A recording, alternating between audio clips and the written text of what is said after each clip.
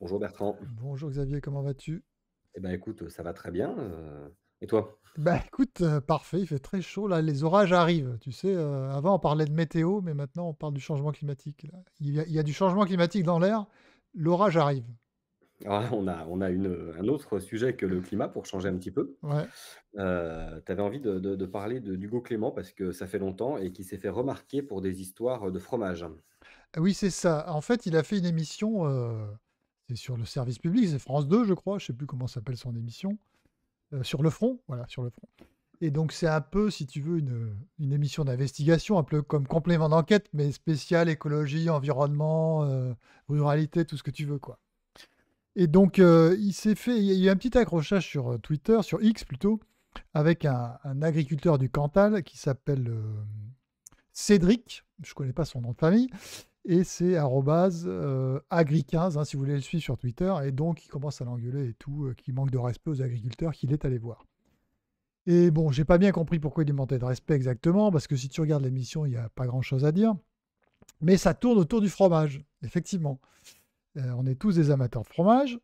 Et quand on va chez le marchand, on regarde les étiquettes et c'est vrai qu'elles sont jolies en général. Évidemment, tu as une vache dans un pré, puis une vache typique si tu veux. Tu pas la vieille vache Primolstein, tu sais, la noire et blanche, là, etc. Tu as les montagnes et tout. Et puis il s'aperçoit en enquêtant que un certain nombre de fromages sont pas faits par les vaches qui sont sur l'étiquette. Je caricature un peu, mais c'est un peu ça, hein. Donc tu as notamment le fromage, ça a fait même le- un article du Point. Donc c'est le fromage Betmal, c'est comme ça qu'on prononce, c'est un fromage de l'Ariège que je connais pas d'ailleurs. Et donc il s'aperçoit que c'est notamment pas fait par la race Casta, puisque tu sais qu'il y a plein de races en France. Et étonnamment, et il s'étonne toujours de ces trucs-là, tu vois, c'est pas fait par cette vache-là, etc. Mais les gens en fait répondent après coup, après l'émission, que en fait c'est tout à fait normal parce qu'il n'y a pas d'AOP, d'AOC ou d'IGP, tu sais, c'est les origines contrôlées, protégées, etc. Et donc dans ce cas-là, tu n'as pas de cahier des charges strict qui t'impose une certaine race de vaches, etc. Et donc évidemment, c'est pas fait par des vaches casta ou je sais pas quoi, des vaches traditionnelles, j'allais dire. Pourquoi? Parce que le lait, le fromage, il est fait avec des vaches en général qui donnent beaucoup de lait, parce que sinon économiquement, ça devient complètement impossible si tu veux. Quand tu es agriculteur, c'est déjà assez difficile, surtout qu'en France, on a des petites exploitations. Donc si tu te mets à faire du fromage avec du lait, avec des vaches qui produisent rien, des vaches traditionnelles, je veux dire, la vie va être difficile, quoi. Et donc là, il y a une petite polémique par rapport à ça. Et puis, tu as une autre petite polémique à propos du fromage salaire. Alors là, le Cédric en question, là, c'est un agriculteur du Cantal, précisément proche de Salaire. Et donc, il a eu un contact avec les gens et apparemment, il y a des agriculteurs qui ont été interrogés qui ne savaient pas que c'était pour Hugo Clément. Parce que s'ils avaient su que c'était pour Hugo Clément, eh bien, ils n'auraient pas répondu à l'invitation, quoi. Puisqu'il faut savoir que les écologistes, parce que c'est un peu un écologiste, on peut dire ça, euh, eh bien, dans les campagnes, sont vraiment détestés. Il y a vraiment aujourd'hui, moi, je fais beaucoup de conférences d'intervention, je peux te dire que les mecs sont, il y a vraiment, ils sont à bout, quoi. Et donc, si tu leur parles, ils sont capables de violence même. Donc, il y a vraiment de la tension sur le terrain. Donc, bref, apparemment, ils ne savaient pas que c'était pour Hugo Clément, sinon ils auraient refusé. Mais je pense quand même qu'évidemment, les journalistes leur ont demandé leur autorisation pour passer à l'image, etc. Bon, j'ai pas bien compris la polémique entre les deux, mais c'est pas ça qui est intéressant. Donc là, il parle de la vache salaire. Et la vache salaire, si tu veux, c'est intéressant parce que tu as le fromage salaire, le salaire. Et là aussi, tu crois qu'il est fait par la vache salaire. Enfin, tu crois quand tu es jeune et que tu es comme Hugo Clément, tu vois. Et en fait, pour faire du salaire, le traditionnel, si tu veux, il faut faire avec la vache salaire. Et pour qu'elle donne du lait, la vache salaire, tu es obligé d'abord que le petit veau aille téter en premier. Et ensuite seulement, tu mets la machine pour la traire, etc. C'est-à-dire qu'elle refuse de donner son lait si elle n'a pas son veau qui a commencé à téter, quoi. Tu t'imagines la complexité du truc. Et en plus, c'est pas vraiment une vache à lait, tu vois, et ça produit pas non plus des quantités de lait astronomiques. Donc c'est hyper compliqué pour des agriculteurs, évidemment, de faire ça. Ça coûte extrêmement cher. C'est vraiment ici. Déjà, faire du lait, c'est compliqué, mais alors faire du lait avec de la vache salaire, du fromage, etc., c'est vraiment dur. Et donc, beaucoup de salaire, du fromage salaire ou du Cantal ou ce que tu veux, et pas produit par la vache mais produit par des Prix Molstein, là, les vaches noires et blanches ou les Montbéliardes, par exemple. Enfin, voilà. Enfin, tout ça est très connu. Enfin, moi, je croyais que c'était très connu, si tu veux. Mais je pense que toi aussi, qu'est-ce que tu en penses? Tu sais que c'est pas sur l'étiquette que... L'étiquette, c'est souvent marketing, si tu veux. Il ne faut pas toujours se fier à l'image d'Épinal. Voilà, c'est ça. Il y a l'image d'Épinal.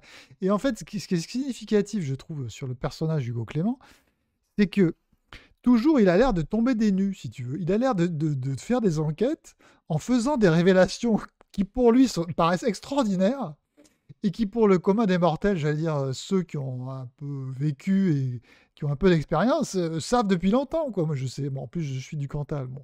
Et même si tu me parles de fromage de l'Ariège traditionnel, je sais très bien que la plupart des fromages sont faits avec des races laitières qui sont vachement productives, quoi.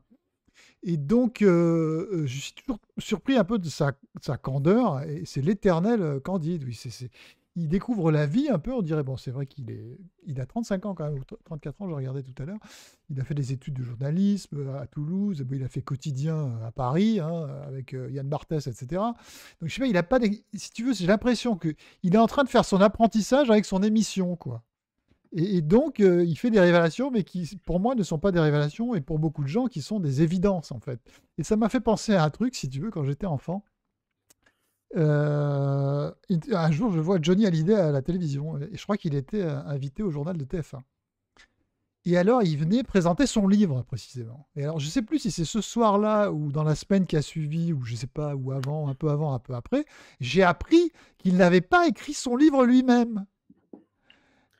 Ça, c'est surprenant, mais c'est le cas de beaucoup d'hommes politiques aussi. Oui, mais en fait, c'est le cas d'énormément de gens connus qui ont ce qu'on appelle des nègres pour écrire leurs livres.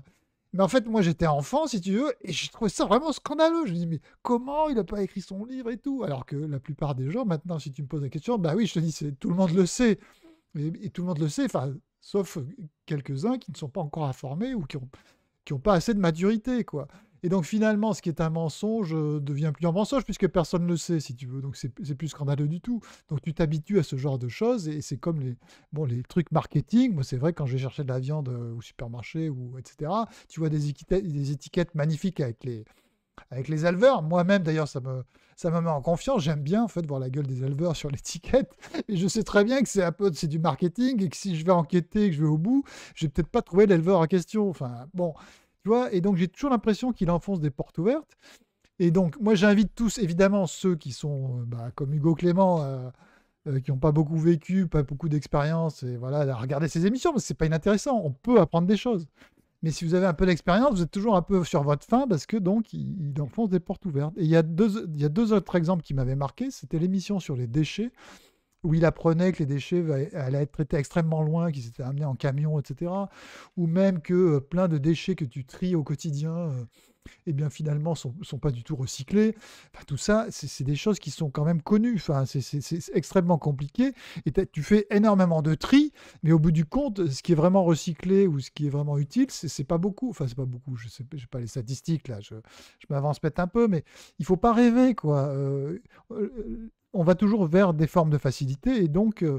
Et donc, faut pas s'étonner de certains trucs. Alors, il y a un autre truc, un extrait que j'ai vu, je crois que c'est sur Instagram, où il parle des arbres et il fait une enquête là sur la forêt, justement. Et donc, il va avoir un endroit où il y a une coupe rase. Alors ça, c'est les gros trucs des écologistes radicaux. Ils sont anti-coupe rase. Coupe rase, c'est-à-dire que tu as un bout de forêt, bah, tu coupes tout. Contrairement à ce qu'on appelle la futaie jardinée, où alors tu vas couper quelques arbres, etc. Mais enfin, tu as une méthode qui est quand même beaucoup plus efficace et beaucoup moins chère qu'une autre.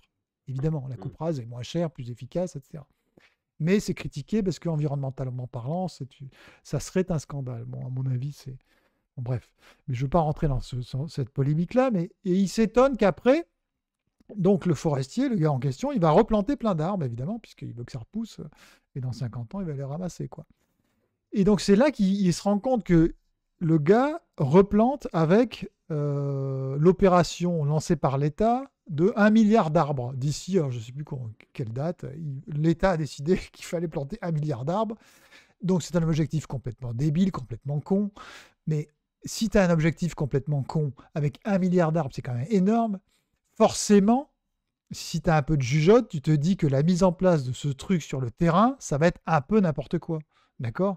Et donc là aussi, ils croient faire une énorme révélation en disant que voilà, les mecs font des coupes rases et en plus, ils sont financés par l'État pour replanter, quoi. Et ben oui, si tu veux replanter 1 milliard d'arbres d'ici 2030, je sais pas quelle est la date, évidemment, ça va être compliqué et évidemment, ça va être n'importe quoi et tu vas avoir un peu de voilà, tu fais feu de tout bois parce qu'il faut planter, faut planter, faut planter comme des abrutis, quoi.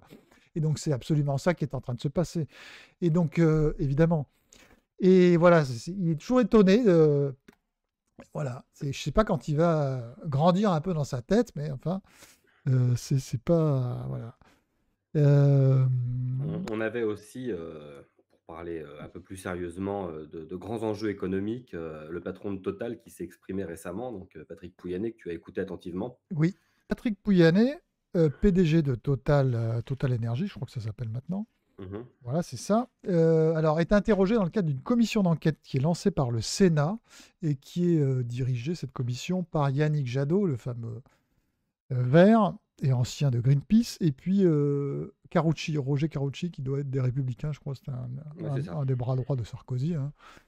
Et donc, alors, ils sont interrogés, alors c'est un peu compliqué, si je peux te dire le truc, c'est intéressant. La commission d'enquête s'appelle Commission d'enquête sur les moyens mobilisés et mobilisables par l'État pour assurer la prise en compte et le respect par le groupe Total Énergie des obligations climatiques et des orientations de la politique étrangère de la France.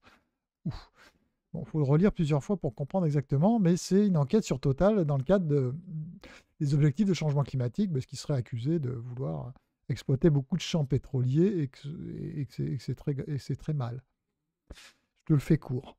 Et donc, j'ai trouvé ça vachement intéressant de manière générale, tous les acteurs économiques qui sont interrogés dans le cadre des commissions d'enquête, c'est toujours très intéressant à écouter, parce que tu vois quel est les stratégies des entreprises face à des réalités concrètes de terrain, parce qu'une entreprise, elle est face à toujours des réalités concrètes et elle doit rentrer de l'argent pour être rentable.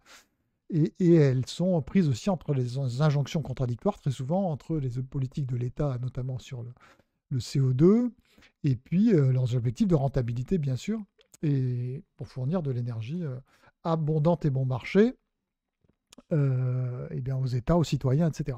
Mais non, ce qui est très intéressant, moi j'ai trouvé, alors d'abord, deux, trois mots sur les stratégies d'une multinationale, là.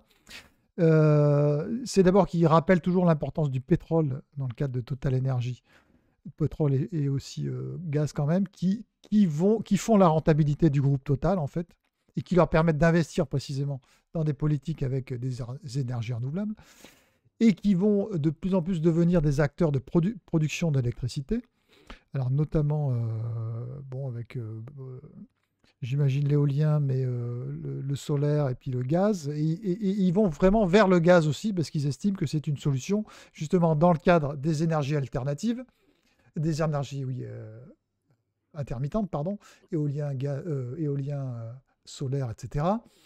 Eh bien, tu as de l'intermittence, donc ça produit de l'énergie qu'en certaines périodes, et tu ne peux pas prévoir quelles sont les périodes où il n'y aura pas d'énergie. Et donc, pour compenser ce manque de production d'énergie à certaines périodes, tu es obligé de brancher une centrale à gaz, par exemple, qui peut te permettre de fournir de l'énergie en continu, quoi. Donc c'est pour ça que le gaz est indispensable quand il y a beaucoup d'énergie intermittente, comme en Allemagne, etc. Même si l'Allemagne donc, a des résultats pourris en termes de CO2, tout le monde le sait, beaucoup, bien pire que la France. Mais donc ils investissent beaucoup dans le gaz et ils l'assument très clairement, parce qu'ils ont que ça à faire. Mais ce qui est très intéressant, enfin ce que j'ai trouvé le plus intéressant moi dans l'interview de Pouyanné, c'est que, tu sais, il y a toujours ce débat qu'on a eu sur notre émission avec Jean Covici. Enfin, on n'a pas discuté avec Jean Covici, mais on a fait une émission sur Jean Covici.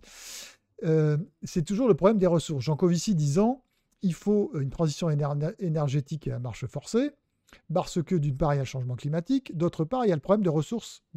Donc il dit même s'il n'y a pas le changement climatique, de toute façon, il n'y aura plus de ressources. D'accord? Et donc, on a besoin Excuse-moi, il y a un pouce qui est apparu, je sais pas pourquoi, je sais pas si tu l'as vu. Ça Mais ça ça ça nous va ça être nous ma donne caméra. l'occasion de dire qu'il faut mettre un pouce en l'air. Exactement. Attends, je recommence. Ah, c'est génial.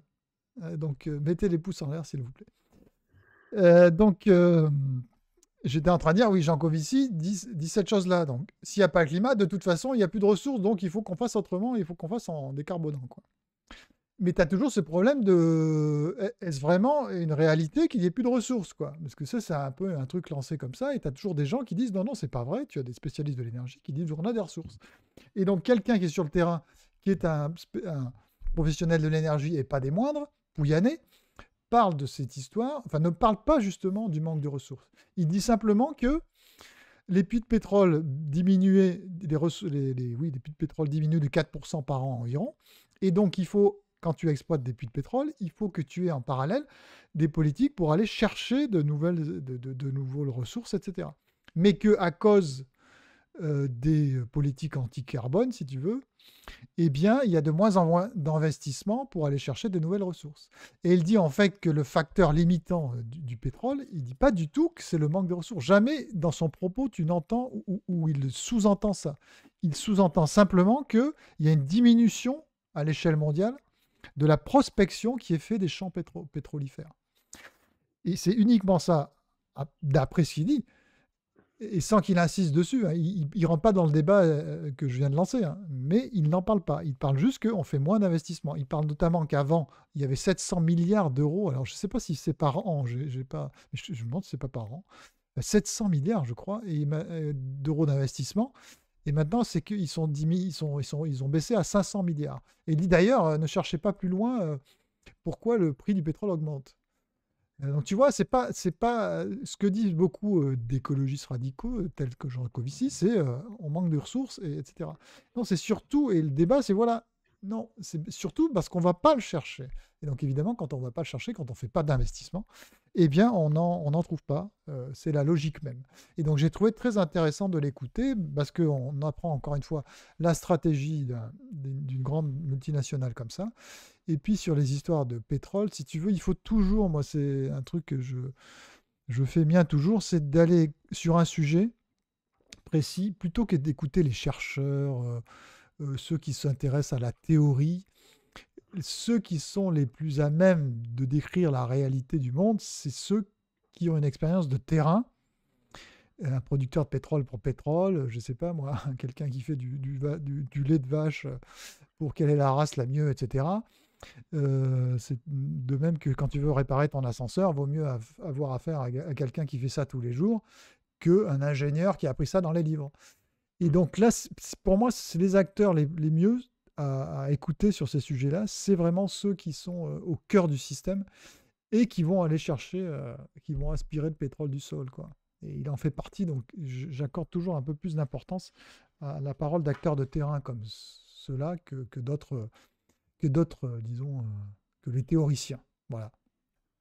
Eh ben, très bien, on encouragera donc nos auditeurs à aller l'écouter s'ils ont envie de creuser le sujet, sans mauvais jeu de mots. Et merci beaucoup, Bertrand. Ben, je t'en prie, alors à une prochaine fois, et puis On s'abonne, on on like, s'abonne. on Wow, putain, commente. c'est magnifique, alors là, franchement. Génial. Je sais pas comment j'ai réussi à faire ça, mais c'est génial. Abonnez-vous, et à bientôt. À bientôt.